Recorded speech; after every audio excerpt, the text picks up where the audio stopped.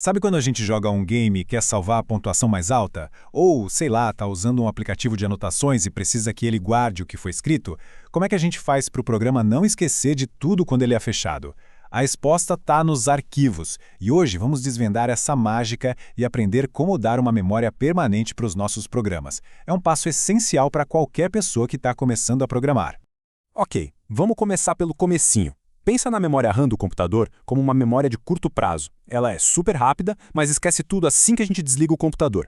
Um arquivo, por outro lado, é como escrever algo num caderno. Ele fica guardado na memória secundária, que é o armazenamento de longo prazo, tipo o HD ou o SSD, e a informação fica lá, segura na forma de uma sequência de bytes. É isso que faz os dados persistirem. Beleza, esse aqui é o nosso roteiro de hoje. Primeiro, vamos entender o que é um arquivo. Depois, como o programa faz para encontrar esse arquivo. Aí a gente passa para os 3 passos essenciais para mexer nele, a diferença crucial entre ler e escrever, e para fechar, vamos ver o código em ação, na prática. Então, primeiro ponto. Por que isso é tão importante? Simples. Sem arquivos, um programa tem amnésia. Sério. Toda vez que a gente executa, ele começa do zero. Usando arquivos, a gente dá a ele a capacidade de lembrar, de aprender, de continuar de onde parou. É isso que transforma um programa simples em uma ferramenta realmente útil e poderosa. Para um programa, existem basicamente 2 grandes tipos de arquivo. Pensar nos arquivos de texto como uma carta que a gente consegue abrir e ler, tipo um arquivo .txt ou o próprio código que a gente escreve. Já os arquivos binários são como uma linguagem que só o computador entende perfeitamente. Pensar numa imagem, numa música ou num programa executável. São dados compactados, otimizados para a máquina ler. Certo. A gente já sabe o que são arquivos. A próxima pergunta é: como o nosso programa encontra eles? O computador pode ter milhares, milhões de arquivos. A gente precisa dar um endereço exato. É como ter um mapa do tesouro que leva o programa direto para o baú de dados que ele precisa. O sistema de arquivos do computador é como uma biblioteca gigantesca. Cada pasta, ou diretório, é como se fosse uma estante. Como mostra esse diagrama, tudo é organizado numa hierarquia, numa estrutura que parece uma árvore de cabeça para baixo, que começa na raiz. É a partir daí que a gente navega pelas estantes para encontrar o livro, ou melhor, o arquivo que a gente quer.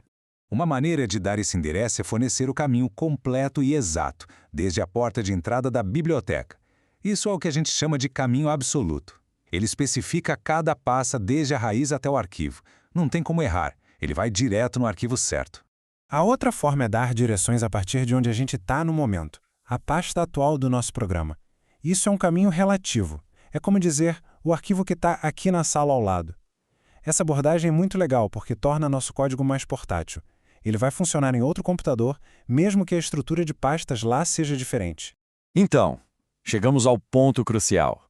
Não importa a linguagem de programação, se é Python, Java ou qualquer outra, o processo para manipular um arquivo sempre segue a mesma receita de 3 passos. É um padrão universal. E aqui está a receita. Primeiro, abrir o arquivo. É como pegar o caderno da prateleira. Segundo, ler ou escrever nele. É a hora que a gente lê o que já está lá ou faz anotações novas. E terceiro, e isso é muito importante, fechar o arquivo. Tem que fechar o caderno e colocar ele de volta no lugar. Vamos ver por que cada um desses passos é tão vital. O passo 1 começa com a função open. Pensa nela como se fosse um pedido de permissão para o sistema operacional. A gente diz qual arquivo quer, como example.txt, e também o que a gente pretende fazer. Essa letrinha R aí significa read, ou seja, a gente só quer ler, só dar uma olhada sem modificar nada. Isso nos leva a uma decisão super importante. A gente vai apenas consultar o conteúdo do arquivo ou vamos alterar alguma coisa?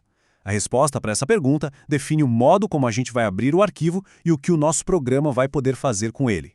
O modo de leitura, o R, é a opção segura. É como olhar uma vitrine. Dá para ver tudo, mas não dá para tocar em nada. Já o modo de escrita, o W, é poderoso e perigoso. Ele não apenas permite escrever, mas antes disso ele apaga tudo que existia no arquivo. É como pegar uma folha em branco, jogando a antiga no lixo. Então, use com muito cuidado. Agora, o que é realmente interessante aqui são os outros modos disponíveis. Especialmente o modo A, de Append. Com ele, a gente consegue adicionar informações no final de um arquivo sem apagar o que já estava lá. É uma opção muito útil. Chega de teoria, vamos tornar isso mais concreto com um exemplo prático. Vamos salvar a idade de um aluno em um arquivo para que o nosso programa possa se lembrar dela depois. Aqui está a primeira linha do nosso código. A gente usa o open com o nome do arquivo, dadosaluno.txt e o modo W. Um detalhe importante, se esse arquivo ainda não existir, o modo W cria ele para a gente. Se ele já existir, o conteúdo antigo é apagado, preparando o arquivo para receber os dados novos. Agora, dentro do programa, a gente tem a informação que quer salvar. É o número 20, guardado numa variável chamada idade. Nosso objetivo é pegar esse dado, que só existe na memória de curto prazo do programa, e transferi-lo para o nosso arquivo de memória de longo prazo.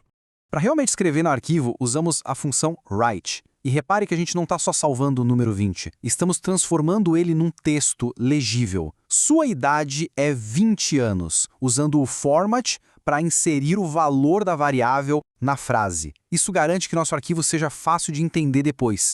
E, finalmente, o passo que nunca, jamais pode ser esquecido: close.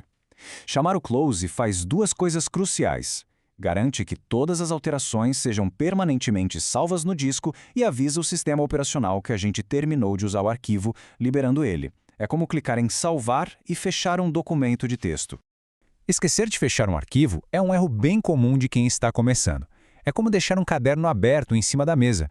Os dados podem ser corrompidos ou até mesmo perdidos. Fechar o arquivo é a garantia de que tudo foi salvo direitinho. E esses são os 3 passos fundamentais: abrir, escrever e fechar, que dão memória aos programas. Agora que a gente sabe como fazer um programa se lembrar de algo, a pergunta é: qual vai ser a primeira informação que seu programa vai salvar para sempre? A partir daqui, as possibilidades são infinitas.